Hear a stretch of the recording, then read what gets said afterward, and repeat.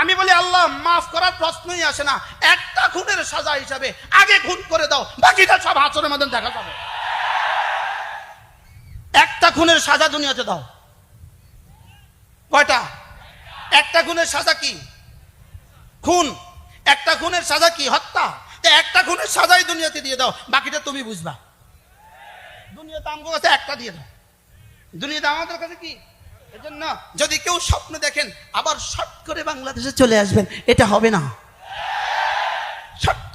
Short করে বাংলাদেশে চলে আসবেন, এটা আর কি বলেন?